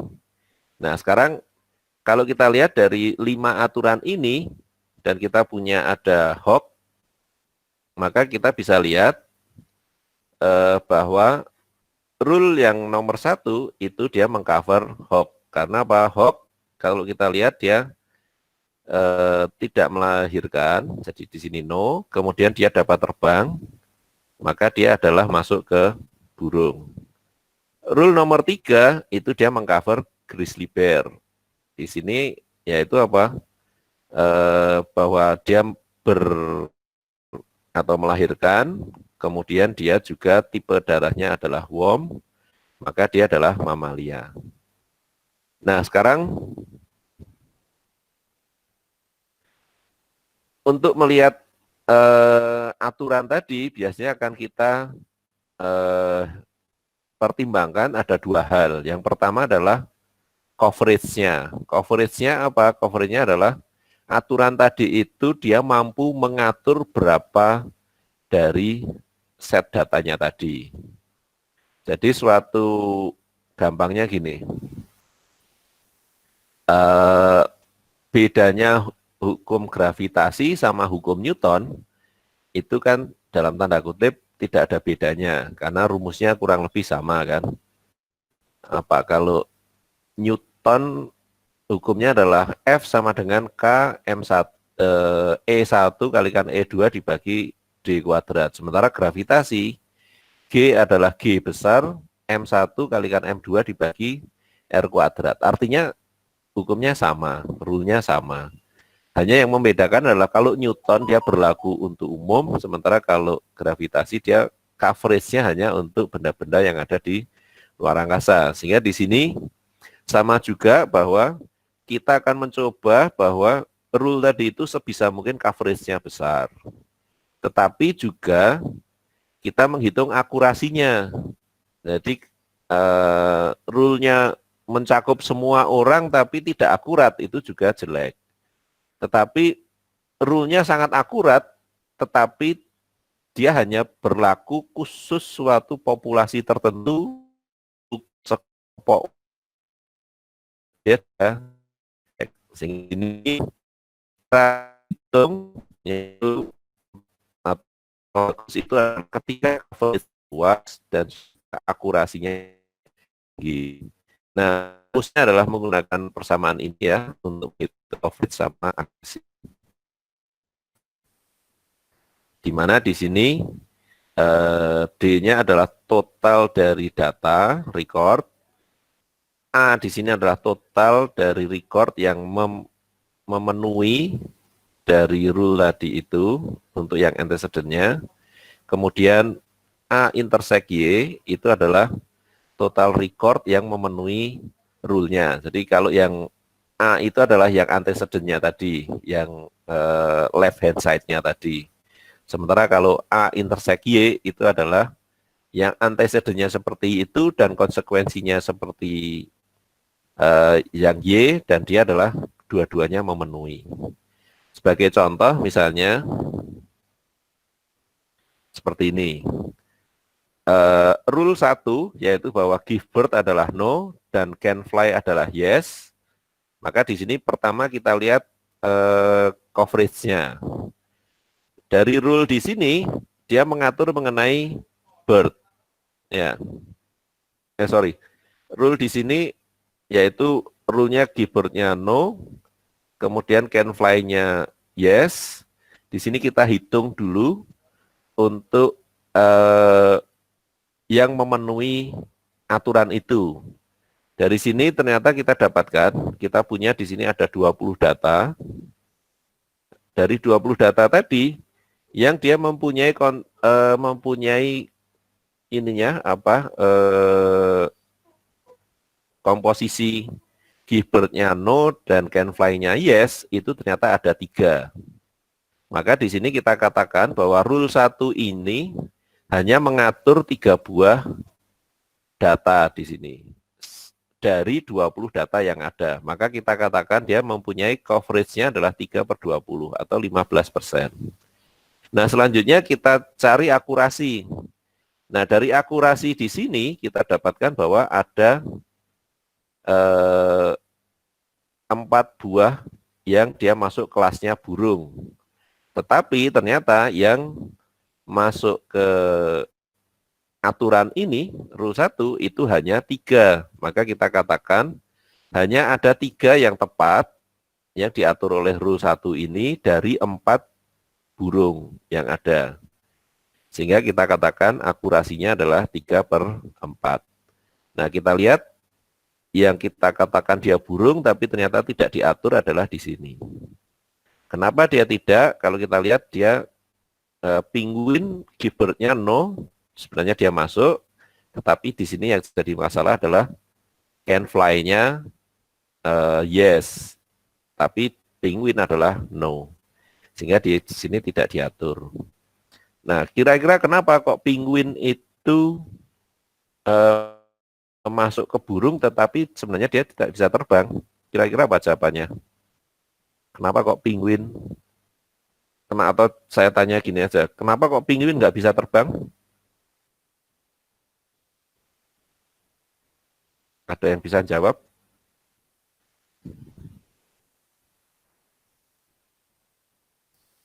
Kira-kira apa?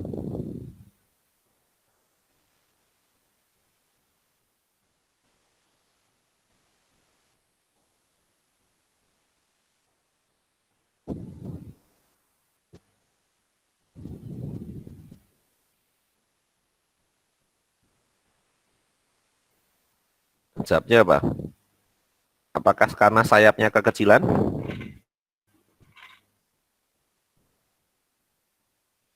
Kalau ada yang jawab karena sayapnya kekecilan, jawabnya salah ya. Karena yang benar adalah apa? Karena badannya yang terlalu besar, gitu ya. Jadi bukan karena sayapnya kekecilan, tapi karena badannya yang terlalu besar. Oke, itu adalah terkait dengan coverage sama akurasi. Yang berikutnya adalah akan kita lihat bagaimana rule based classifier bekerja. Jadi kalau kita lihat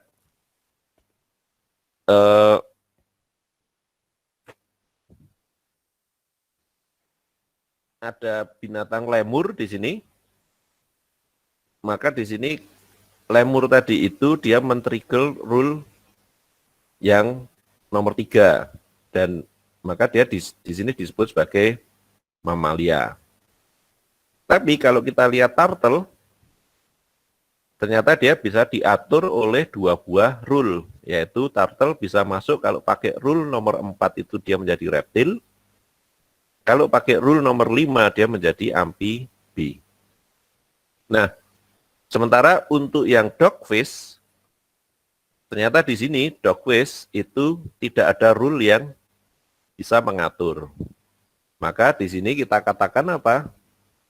Kita katakan bahwa 5 buah rule tadi itu sebenarnya tidak cukup bagus. Karena apa?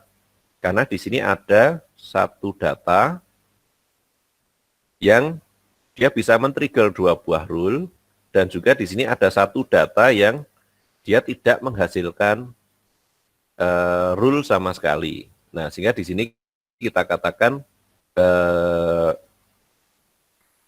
sekumpulan atau rule set tadi itu belum memberikan hasil yang baik. Nah, sehingga rule set yang bagus itu harusnya adalah memenuhi yang kita sebut sebagai mutually exclusive dan exhaustive rule ya. Mutually exclusive itu artinya bahwa tidak ada intersect-nya. Jadi artinya dia semua independen. Tidak ada 2 buah rule yang di-trigger oleh data yang sama. Nah, sementara satunya adalah exhaustive. Exhaustive artinya semua data itu minimal itu diatur oleh 1 buah rule. Sehingga di situ tidak ada data yang tersisa. Nah, itu adalah yang disebut sebagai mutually exclusive dan exhaustive. Ya, nah, bagaimana cara untuk membuat rule-based classifier? Ada 2 cara. Yang pertama adalah kita ambilkan dari decision tree. Jadi misalnya tadi sudah buat decision tree, maka dari decision tree itu kemudian kita convert menjadi suatu rule. Cara yang kedua, ini yang biasanya kita gunakan, yaitu kita langsung mengenerate rule set dari data. Ya. Nah, kita akan coba untuk yang pertama dulu, yaitu dari decision tree-nya dulu. Misalnya di sini adalah kita dapatkan decision tree-nya seperti ini. Maka kemudian kita buat rule-nya. Yang pertama berarti apa? Kita mulai dari refund-nya. Kalau refund-nya yes, maka hasilnya adalah no. Makanya adalah rule satunya. Setelah itu adalah kalau refund-nya adalah no dan marital statusnya adalah single atau divorce dan taxable income-nya adalah kurang dari 80, maka dia adalah no. Dan di sini kalau refund-nya no, marital statusnya single atau divorce dan taxable income-nya lebih dari 80, maka dia yes. Dan di sini adalah kalau refund-nya no dan marital statusnya married, maka dia no. Maka di sini kita akan dapatkan 4 buah rule, yaitu rule yang di sini 1, 2, 3, dan 4. Nah, kalau kita lihat datanya, maka di sini kita katakan bahwa rule-nya dia sudah mutually exclusive dan exhaustive. Itu adalah kalau kita langsung convert dari decision tree menjadi rule set. Nah, di sini kemudian kita lihat. Jadi yang tadi kalau refund-nya no dan status meritnya adalah no, maka dia hasilnya adalah no. Nah, pertanyaannya adalah, kalau refund-nya no dan statusnya adalah merit, maka hasilnya no. Nah, sekarang pertanyaannya adalah, dari hasil ini, dari data di sini, ternyata sebenarnya kita bisa simplifikasi, yaitu bahwa kalau statusnya merit, ternyata di sini semuanya jawabannya adalah no. Maka di sini bisa kita simplifikasi bahwa kalau statusnya merit, maka hasilnya adalah no. Nah, ya artinya itu rule bisa disimplifikasi. Nah, cuman yang jadi masalah ketika kita membuat simplifikasi itu adalah bahwa ada kemungkinan bahwa rule-nya tadi itu tidak menjadi exhaustive ataupun rule-nya tadi itu bisa menjadi tidak lagi mutually exclusive. Nah, cara solusi untuk supaya rule yang disimplifikasi tadi itu tidak lagi menjadi exhaustive itu adalah dengan menggunakan suatu default. Jadi kita akan menentukan default class-nya itu apa, ya. Nah, kemudian nanti baru kita atur rule-nya itu yang membalik sampai kemudian menjadi berbeda. Atau ya sementara untuk mencegah supaya rule-nya itu tidak lagi mutually eksklusif, itu adalah dengan kita menggunakan order rule set, artinya di sini kita akan susun berdasar mana yang menurut kita impact-nya paling besar dari rule-nya tadi, atau kita gunakan unordered rule set, tetapi kemudian kita menggunakan voting.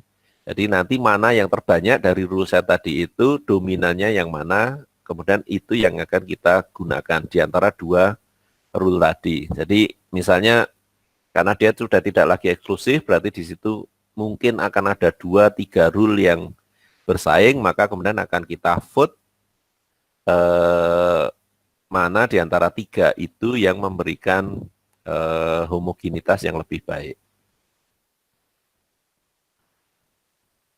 Oke.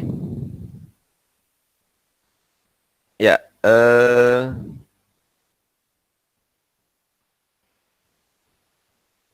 kemudian yang berikutnya, contohnya adalah yang tadi kita punya ada 5 buah rule saja dari yang kasusnya kita apakah main atau tidak.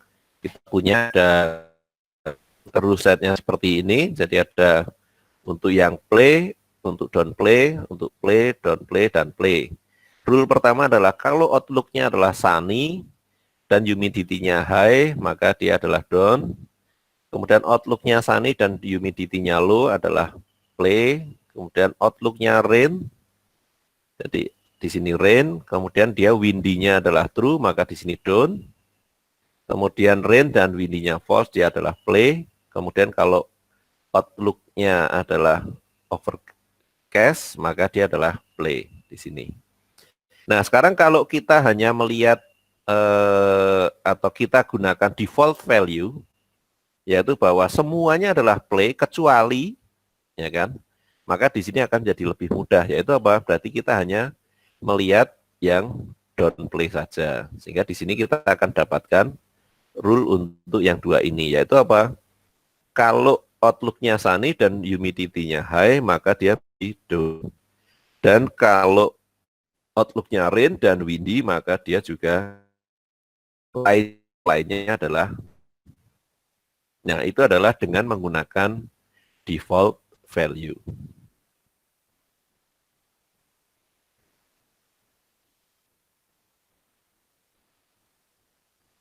Ya, ini nanti contoh ya. Nah sekarang sebelum ke sini, saya kasih pertanyaan Anda. Kalau untuk mata kuliah ini, Anda pengennya default value-nya lulus atau tidak lulus?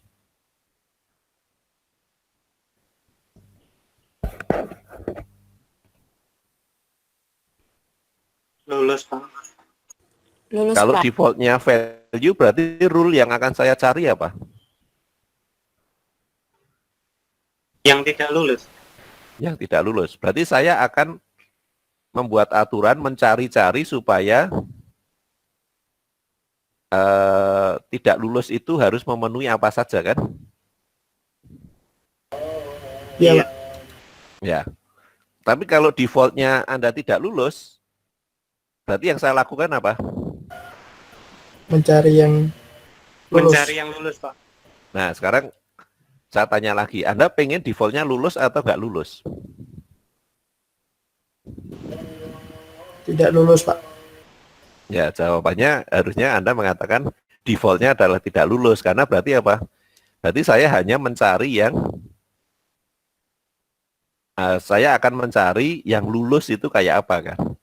Tapi kalau default-nya adalah lulus, berarti saya akan membuat aturan yang supaya tidak lulus itu seperti apa kan. Nah, sehingga di sini penentuan default menjadi penting. Tapi secara umum adalah penentuan default itu adalah kita anggap yang majority-nya yang apa gitu ya. Sehingga kalau majority-nya mungkin lulus, berarti ya sudah, berarti semuanya dianggap lulus kecuali ya, berarti saya hanya mencari penyimpangannya terhadap default itu apa saja. Demikian juga sebaliknya. Sampai sini ada pertanyaan dulu?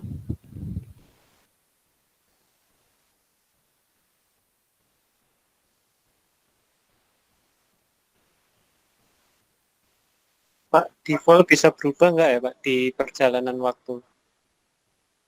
Ya bisa saja misalnya, tapi kalau datasetnya tetap tidak berubah. Tapi kalau datasetnya nanti berkembang, maka bisa berubah. Dan itu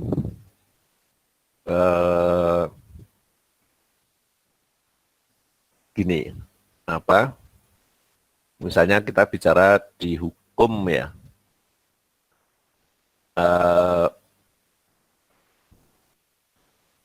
Di dalam sistem hukum itu defaultnya sebenarnya lebih baik semua orang itu tidak bersalah kecuali atau semua orang itu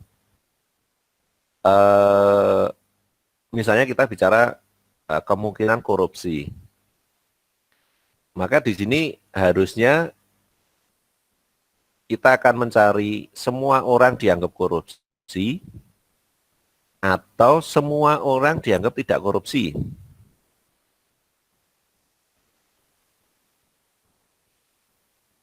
Strateginya mana yang lebih baik?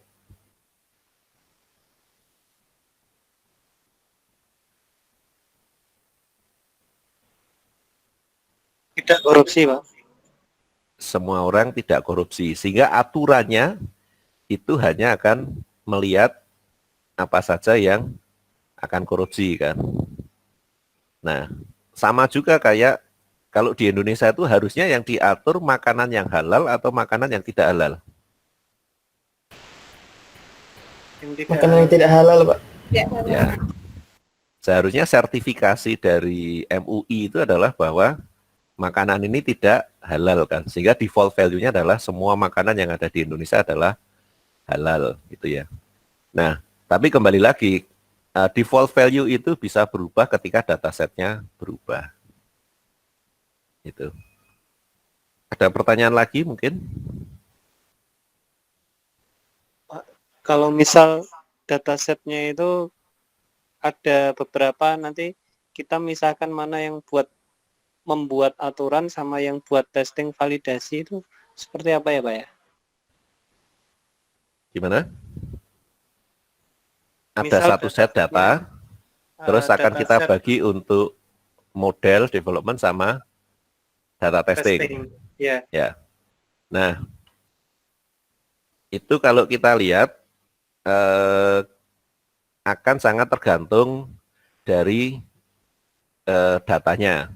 Dalam arti ketika data tadi itu, satu set data tadi itu mempunyai parameter yang sama terus-menerus, artinya tidak ada faktor yang mengakibatkan perubahan, maka biasanya kita bisa pakai aturan Sturges, yaitu 2/3 sepertiga. Nah, biasanya kita akan ngambil sepertiga itu adalah data yang terakhir, sementara 2/3 itu adalah data awal.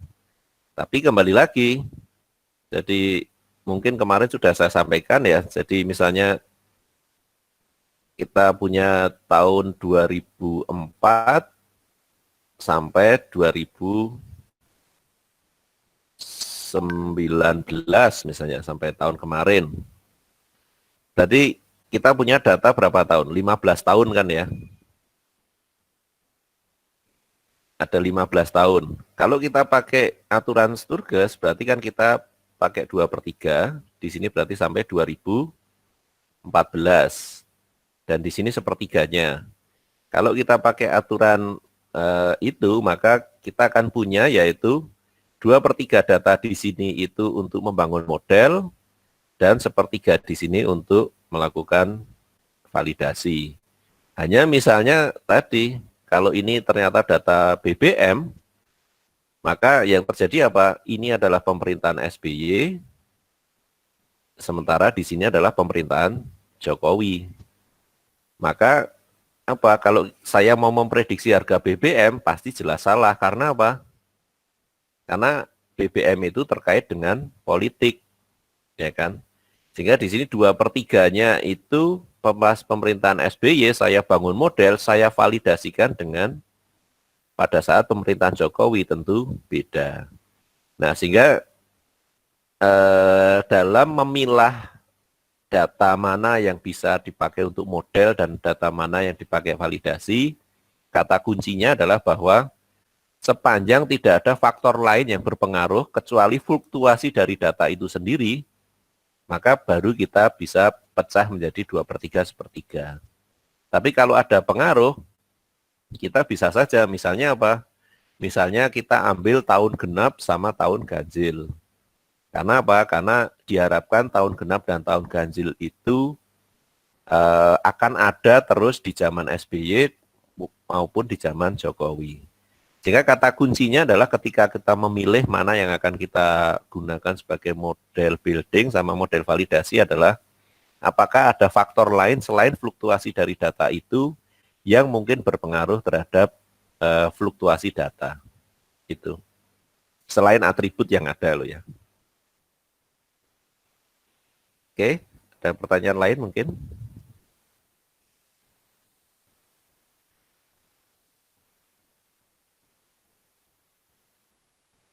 Kalau tidak ada, ini udah jam 3. Saya sudah agak capek. Kita lanjutkan minggu depan ya. Iya, Pak. Oke.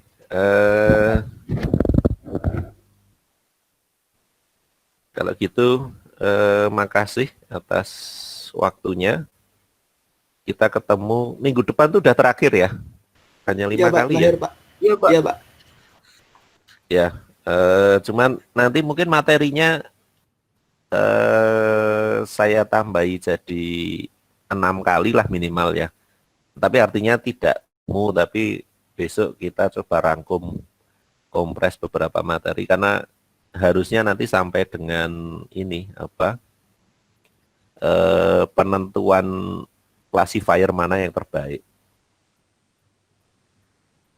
Oke, kalau gitu kita ketemu minggu depan ya. Makasih atas perhatiannya. Ini saya close ya. Terima kasih, Pak. Makasih, Terima Pak. kasih, Pak. Makasih, Pak. Terima kasih, Pak. Sama-sama semuanya.